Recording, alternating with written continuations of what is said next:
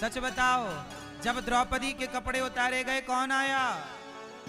अर्जुन आए, भीम आए, नकुल आए, सहदेव आए, गुरु द्रोणाचार्य आए। कहाँ जा छिपे हो प्यारे कन्हैया, कहाँ जा छिपे हो प्यारे कन्हैया, यहाँ लाज मेरी लूटी जा रही है। द्रौपदी सबको बुला रही है।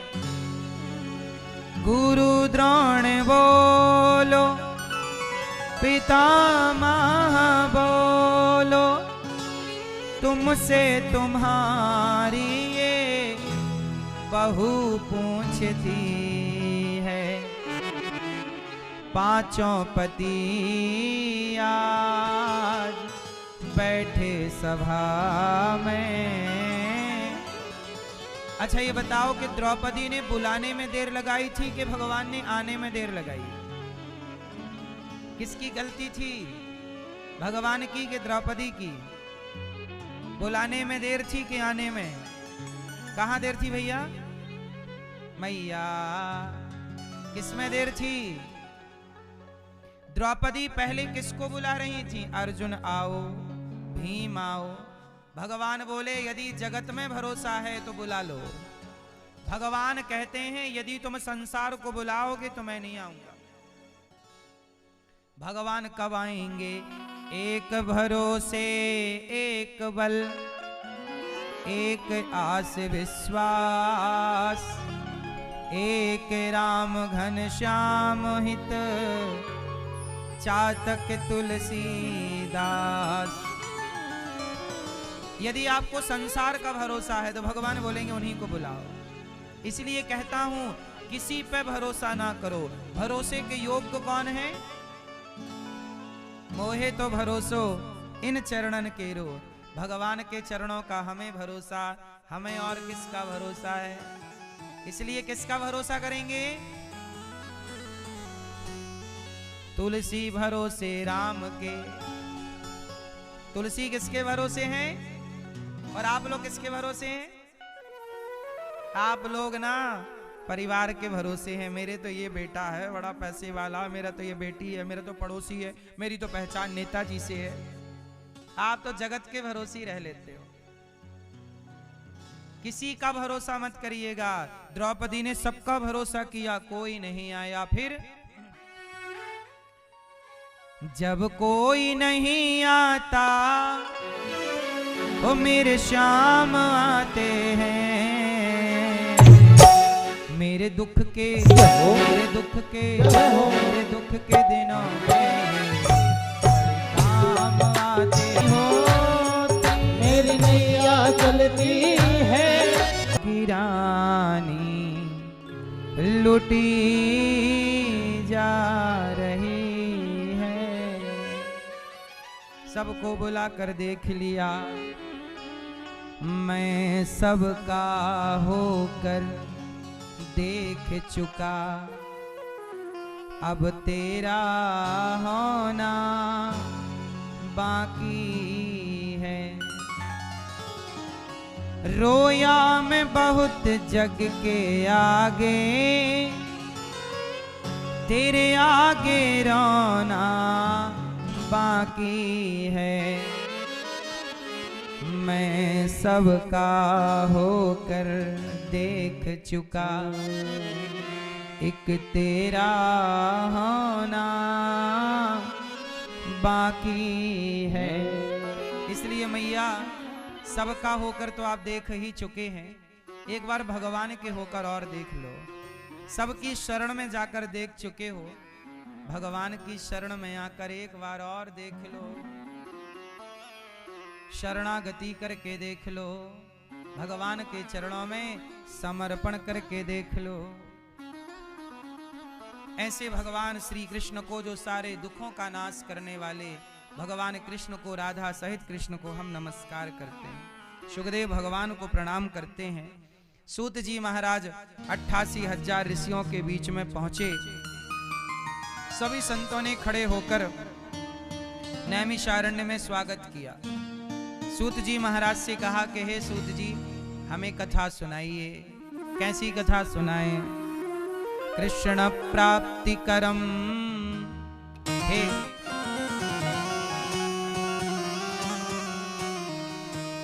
कृष्ण प्राप्ति करम, हे सूत जी हमें ऐसी कथा सुनाइए। कृष्ण प्राप्ति करम शश्वत साधनम तद्वदाधुना। हे प्रभु हमें ऐसी कथा सुनाइए कि कृष्ण की प्राप्ति हो जाए। सूत जी ने कहा अच्छा ठीक है, मैं वो कथा आपको सुनाता हूं जो देवताओं को भी दुर्लभ है। आपको कथा का सार समझाता हूं। सारम सारम समुद्रतम सर्व वेदेतिहासानाम। सारे वेद पुराणों का जो सार है वो मैं आपको सुनाता हूं। आपने कहा कि कृष्ण की प्राप्ति हो, ऐसी कथा सुनाओ। देखो भागवत क्यों सुननी चाहिए? भागवत से ही कृष्ण की प्राप्ति का साधन तैयार होता है। यदि कृष्ण को पाना है, भगवान को पाना है, तो क्या मार्ग है?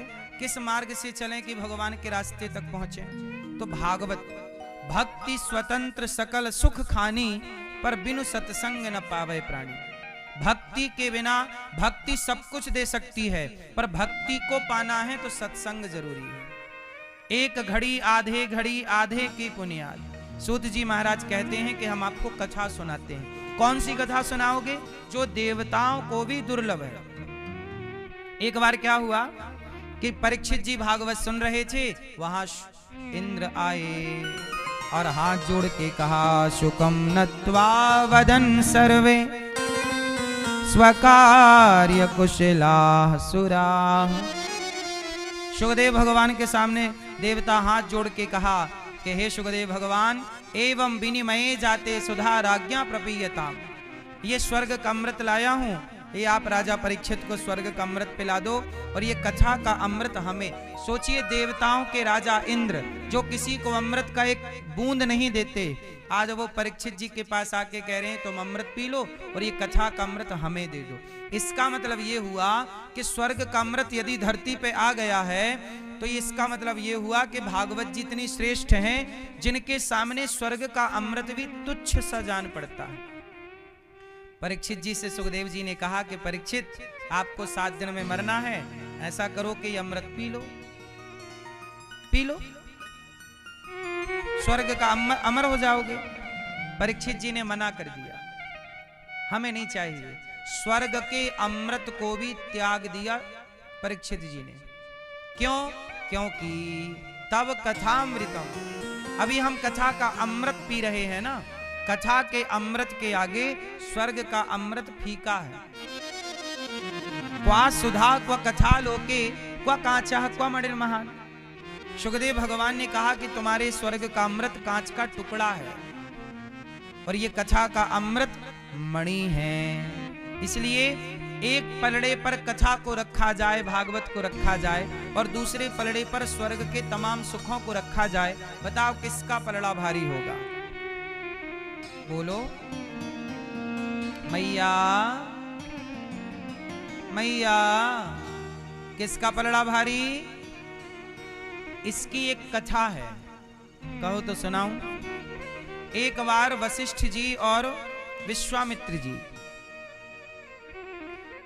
दोनों में जो विश्वामित्र जी थे ना, वो थोड़ा वशिष्ठ जी से थोड़ी सी ईर्ष्या भाव रखते थे प्रारंभिक में। बाद में तो फिर सब ठीक हुआ। बस विश्वामित्र जी को लगता कि मैं बड़ा हूं, पर वशिष्ठ जी कभी नहीं कहते कि मैं बड़ा हूं, वो तो संत ही थे। कश्यपोत्री वशिष्ठस्य विश्वामित्रोथ गौतम, सप्तऋषियों में नाम दोनों का है। पर विश्वामित्र जी एक बार बोले कि पृथ्वी का भार तो मैं भी उठा सकता हूं, ये पूरी पृथ्वी तो मैं उठा सकता हूं। ठीक है। अब विश्वामित्र जी को लगा कि शेष भगवान पृथ्वी उठाते हैं, कभी मुझे मौका मिले तो ये पूरी पृथ्वी मैं उठा सकता हूं।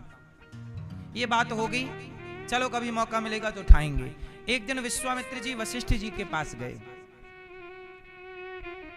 एक दिन विश्वामित्र जी वशिष्ठ जी के पास गए और एक दिन वशिष्ठ जी विश्वामित्र जी के पास गए। तो क्या हुआ, सबसे पहले वशिष्ठ जी विश्वामित्र जी के पास गए और वशिष्ठ जी का स्वागत सत्कार विश्वामित्र जी ने किया, खूब स्वागत किया। और वशिष्ठ जी ने विश्वामित्र जी ने कहा कि आप हमारे अतिथि हैं, हम आपको दक्षिणा देना चाहते हैं। वशिष्ठ जी बोले क्या? बोले मेरी तपस्या का जो आधा पुण्य है, मैं अपनी तपस्या का आधा पुण्य वशिष्ठ जी आपको संकल्पित करता हूं, आपको छोड़ता हूं, अर्थात आपको देता हूं। संतों के पास तो पुण्य है ना, मेरा पुण्य आप ले लीजिए, आधा पुण्य आपका। वशिष्ठ जी ने प्रणाम किया, महाराज आप तो बड़े दानी हैं, अपना पुण्य ही आपने मुझे दे दिया। अब क्या हुआ कि एक दिन वशिष्ठ जी के यहां विश्वामित्र जी आए और विश्वामित्र जी का खूब स्वागत वशिष्ठ जी ने किया। अब वशिष्ठ जी उनको खिला पिला के जब विश्वामित्र जी विदा होने लगे तो विश्वामित्र जी से वशिष्ठ जी ने कहा कि वशिष्ठ जी आपने मुझे तपस्या का आधा पुण्य मुझे दिया था, पर मैं भी आपको पुण्य देना चाहता हूं। क्या? बोले आज सोते समय मैंने स्वप्न देखा और स्वप्न में मैंने देखा क्या कि मैं स्वप्न में सत्संग कर रहा हूं। वशिष्ठ जी ने कहा कि आज मैंने स्वप्न में क्या किया? सत्संग। तो जो सत्संग करने का मुझे पुण्य प्राप्त हुआ विश्वामित्र जी, वो सत्संग का पुण्य मैं आपको देता हूं। आज के स्वप्न के सत्संग का पुण्य आपको देता हूं। विश्वामित्र जी तो नाराज हो गए, वाह हमने अपनी आधी तपस्या का पुण्य आपको दिया और आपने सपने में जो सत्संग किया वो ही पकड़ा दिया, बड़े कंजूस हैं आप। वशिष्ठ जी बोले कि देखो आपको कम लग रहा है लेकिन ये पुण्य कम है नहीं। अब दोनों में विवाद हो गया। विश्वामित्र जी बोले कि आपने तो हमारा अपमान कर दिया, हमने तो आधी तपस्या दी थी और आप हमें क्या 1 घंटे में जो सपना में सत्संग किया होगा वो पुण्य पकड़ा दिया, इससे आपने कोई हमारा सत्कार किया है, अपमान कर दिया आपने। अब दोनों में बात विवाद चल रहा था। तब तक क्या हुआ कि भगवान शेष प्रकट हो गए, शेषनाग भगवान। और शेषनाग भगवान बोले कैसा है कि देखो वशिष्ठ जी और विश्वामित्र जी आप दोनों बड़े उच्च कोटि के महात्मा हैं, उच्च कोटि के संत हैं। ऐसा करिए कि मैं थोड़ा सा भगवान की सेवा में जा रहा हूं और ये पृथ्वी जो है आप धारण कर लीजिए, लेकिन याद रखना जो ज्यादा पुण्यात्मा होगा वो ये पृथ्वी को धारण कर लेगा। जो ज्यादा पुण्यात्मा होगा वो ये पृथ्वी को धारण करेगा। विश्वामित्र जी को तो मन में था ही कि मैं धारण करूं, लाइए लाइए लाइए मैं लेता हूं। तो शेष भगवान ने विश्वामित्र जी के हाथ में जैसे ही दिया तो विश्वामित्र जी तो संभाल ही नहीं पाए। शेष भगवान को बोले कि आप संभालिए, हमसे नहीं संभाल रही, तो बड़ा वजन है भाई, हमें तो लग रहा था आसान है पर ये तो बहुत कठिन काम है। शेष भगवान बोले वशिष्ठ जी आप संभाल लीजिए। तब वशिष्ठ जी ने कहा हे प्रभु मैंने जो पुण्य, मैंने सपने में जो सत्संग किया है उस सत्संग के पुण्य के बल पर, जो पुण्य मैं विश्वामित्र जी को देना चाहता था और उन्होंने नहीं लिया, उस पुण्य के बल पर यदि वो पुण्य प्रबल है तो हे पृथ्वी माता आप मेरे पास आ जाइए। पृथ्वी माता आ गई और विश्वामित्र जी ने पृथ्वी को ऐसे ही ले लिया जैसे आप पुष्प ले लेते हैं, ले लिया, लिए रहे और थोड़ी देर में शेष भगवान आए, पृथ्वी लेके चले गए। विश्वामित्र जी देखते रह गए। वशिष्ठ जी ने कहा विश्वामित्र जी आपने तपस्या करके जितना पुण्य पाया है, तपस्या का पुण्य एक तरफ और थोड़े से सत्संग का पुण्य एक तरफ। इसलिए तुलसीदास जी कहते हैं कि एक घड़ी आधे की पुनियाद, तुलसी चर्चा राम की हरहि कोटि अपराध। करोड़ों अपराध हमने किए होंगे तो वो जरा से सत्संग से नष्ट, पाप नष्ट हो जाएंगे। इसलिए सत्संग की महिमा तपस्या से ज्यादा है। इसलिए कहता हूं जब भी टाइम मिला करे सत्संग जरूर किया करो। संगत से गुण आते हैं, संगत से गुण जाए। अच्छी संगत करोगे अच्छी रंगत चढ़ेगी। इसलिए तो कहते हैं संगत कर अच्छे लोगों की, दवा मिल जाएगी सभी रोगों की। सभी रोगों की दवा चाहते हो तो सत्संग। वशिष्ठ जी को विश्वामित्र जी ने प्रणाम किया और दोनों अपने अपने यहाँ चले गए। तो स्वर्ग के अमृत को भी परीक्षित जी ने नकार दिया। बोले हम सत्संग का अमृत पिएंगे, हम इस चक्कर में नहीं पड़ते स्वर्ग के अमृत के। तो ये वो कथा है जो देवताओं को भी दुर्लभ है। ब्रह्मा जी ने तराजू बांधी, तौल कर देखा भागवत जी का पलड़ा भारी था। एक बार नारद जी सारे तीर्थों की यात्रा पर निकले। कहां कहां गए? पुष्करम च प्रयागम च काशीम गोदावरीम तथा हरे क्षेत्रम कुरुक्षेत्रम श्रीरंगम सेतुबंधनम। सारे तीर्थों में नारद जी गए। परंतु क्या देखते हैं नारद जी?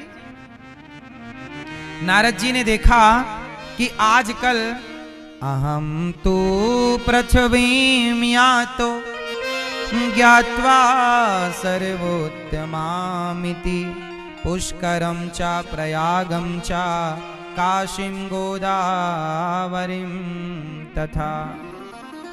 सारे तीर्थों में गए पर क्या देखा? सत्यम नास्ति तपः शौचम दयादानम न विद्यते उदरम भरिणो जीवा वराकाः कूटभाषिणः। आजकल क्या नारद जी ने देखा? कलयुग में जब भ्रमण करने नारद जी निकले तो सत्यम नास्ति तपः शौचम। कलयुग में क्या नहीं है मेरी माँ? मैया कलयुग में क्या नहीं है मेरी माँ? क्या नहीं है? सत्यम नास्ति। कलयुग में सच बोलने वाले लोग कम हैं। तपः तप करने वाले लोग भी कम हैं। शौचम पवित्र रहने वाले लोग भी कम हैं। कलयुग में कितने लोगों की कमी है? सच बोलने वालों की। अच्छा बताओ, सच बोलने वाले ज्यादा हैं कि कम हैं? ज्यादा हैं। अच्छा आप लोग सच बोलते हैं कि झूठ बोलते हैं? मैया, ओ मोबाइल वाली मैया, सच बोलते हैं आप लोग कि झूठ? मैया सच बोलती हो मेरी माँ? हाँ मैया जी झूठ मत बोलो, प्रभु के पास जाना है। न हाथी है न घोड़ा है, वहाँ पैदल ही जाना है। मैया जी झूठ मत बोलो, मैया जी झूठ मत बोलो, प्रभु के पास जाना है। प्रभु के पास जाना है। न हाथी है न घोड़ा है, वहाँ पैदल ही जाना है। न हाथी है न घोड़ा है, वहाँ पैदल ही जाना है। इसलिए कहता हूँ झूठ बोलने से बचा करो। झूठ बोलना पाप है और नदी किनारे, इसलिए झूठ ना बोला करो। झूठ बोलने का पाप ज्यादा है। सबसे बड़ा पाप क्या है?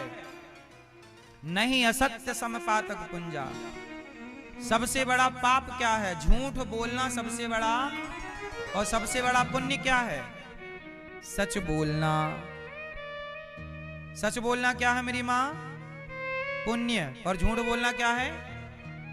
पाप है। इसलिए बच्चों सत्यम नास्ति तपः।